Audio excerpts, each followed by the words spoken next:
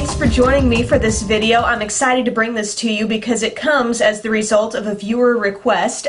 Rachel put on my Facebook wall a question about single eyeshadows and what are some good eyeshadows that can just be worn on their own, no other shadows needed, you know, just a standalone product. And I thought that would be so fun to go through my collection and find the things that I feel really work on their own, no other shadows required. I actually compiled 10 different eyeshadows. 6 are drugstore and 4 are high-end that I think you can totally wear just on their own and get a multi-dimensional look out of them. They all kind of share a common quality, and that is that they are sort of a, I would say, slightly shimmery or satiny finish, because that really helps it catch the light in different ways. For example, I have one shadow making up this look today, and it's applied in a more concentrated way on the lids to kind of catch the light, and then you can also use it in different ways, shading wise, to kind of make your crease stand out a little bit more,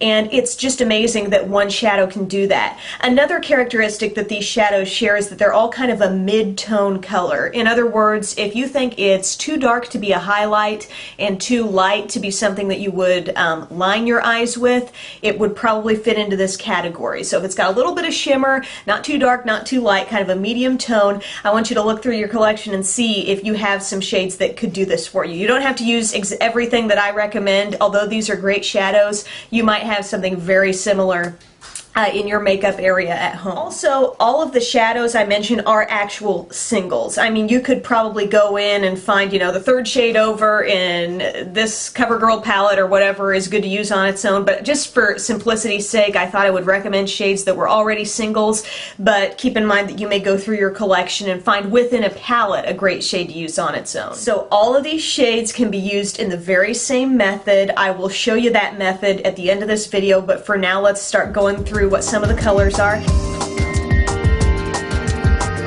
The first shade I want to talk about is a classic in my collection, and it was actually years ago one of the first shades I realized this could stand on its own, and it is Tapestry Taupe from CoverGirl. This is a great neutral shade. Taupe is one of those shades that whether, let's say you're wearing black tones, a really cool toned outfit, or maybe you're wearing a lot of browns and earth tones, this can work either way. It has some shimmer to it. It really will pop on your lid, but it will also create shadows in your crease when you use it. Another one that I love, and this is often seen as a satin taupe dupe. Tapestry Taupe is also very similar to MAC's Satin Taupe, but it's nutty. This is just another taupe shade. It really looks similar to the CoverGirl one. I just wanted to give it a mention since it's so popular and I really like it too.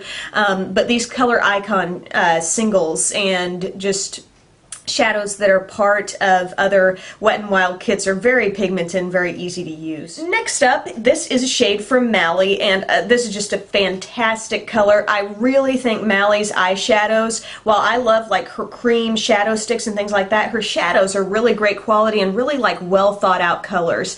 But this is called Mally's Glow, and it came in the 5-piece set that was Get the Look, Get Mally's Look. If you also have the more perfect palette, this shade is in there, but this is a great example of kind of a bronzy brown, because I think that's a hugely wearable shade. I did a video all about bronzy brown eyeshadows because I just love the way they come off on the lids.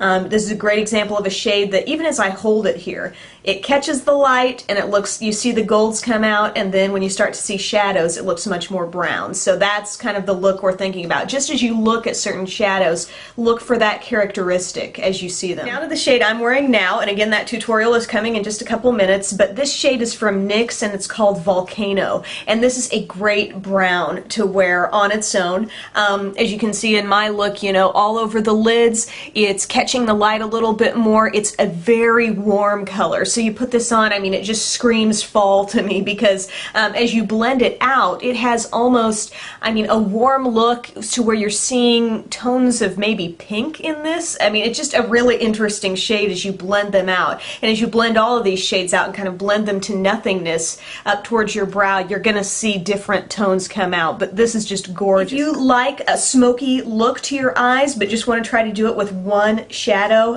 a great one is from MAC, and it's called Night Divine. And this is a great shade that has just the slightest hint of blue to it. Very slight. I mean, probably it could be undetectable on your eye, but as you can see, it has a lot of dimension to it. It can look like more of a traditional silver, or if you know, pack it on a little bit more and really wedge it into your crease, it can look a little bit like a deeper gray. Starting to get into some colors now, and one that I think is awesome is from Milani, and this is a shade called Fusion, and this is a baked shadow, and I have worn this wet and dry. If you wanted to put this all over your lid wet, you would get a pretty kind of lavender look. This is very similar in appearance on the eye to Tracks from MAC.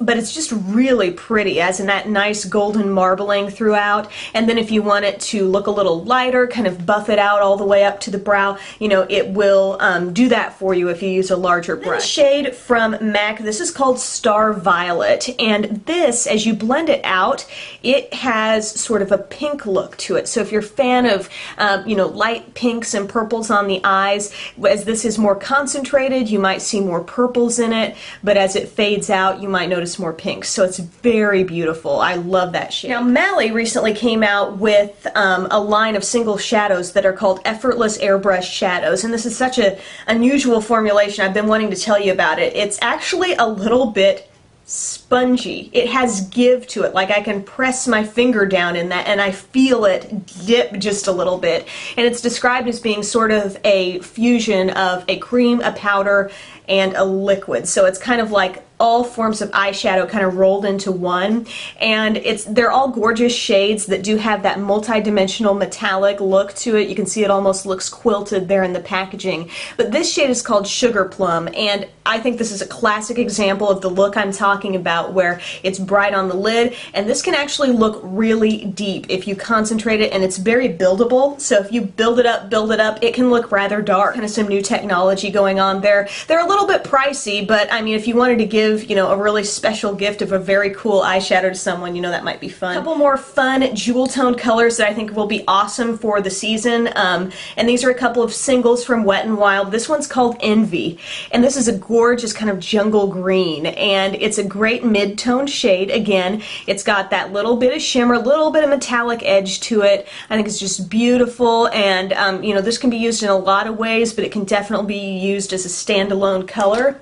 And another one that I would recommend is Lagoon. And this is a beautiful blue here, and you're going to get an overall brighter look with this type of shade. I don't find this one getting really as deep down and dark. As I said, Sugar Plum can have the tendency to look. It's all about kind of the way these are formulated, but this is still very pretty, and I think makes a pretty blue look for your eyes. So now let's talk about the universal method for applying any of those shades that I talked about. I love when it works for everything. So the things you'll need if you want to kind of gather up brushes, you either need a flat eyeshadow brush like that, or a sponge tip. Either or, that's interchangeable. You'll want a fluffy crease brush about that size, and I also recommend a pencil brush. All of these brushes come from the Sigma Complete Kit, so I use those most often on my eyes, but you can definitely use whatever brushes you like. But to get started, I prime my lids with whatever eyeshadow primer I choose for that day. I really cycle through a lot of them. But then I'm just going to take the sponge tip applicator, and as I said, for this demo, I'm using Volcano from NYX. So you just tap it into the product, and we're going for a concentrated application of color right there on the lids. So that means really pack it on. We're not dusting back and forth. We are patting the shade all over the lid.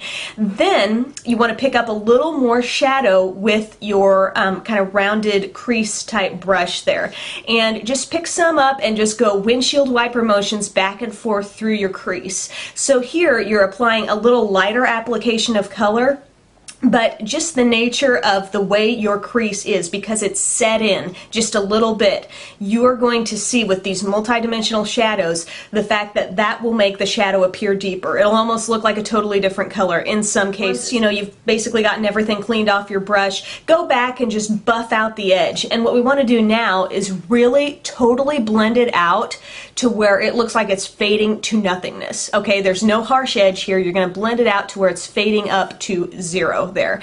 And in terms of a highlight, you might think, well, what if I want to use a highlight? Go for it if you want to incorporate another shadow, or when you're going around your face doing your highlighting, I just take a swipe of my face highlighter and go on my brow bone. No big deal. This is kind of optional. You don't have to do this, but if you want kind of a smudgy look and you want to incorporate that color under your eye, a pencil brush is a great way to do that. So you tap it in and then just kind of smudge it then along your lower lash line. And then you can also use that pencil brush if you want even more color wedged right there in the crease and get a different look to it, a deeper look to it. You know, concentrate some more of that color right there in your crease. So then I basically finished off this look with, I took a brown eyeliner on my upper lash line and I smudged a little brown eyeliner down below, used black on my waterline, mascara, and it was done. So it's a great way to not only sort of conserve your funds if you don't want to invest in a ton of eyeshadows, but you want some that can do everything for you.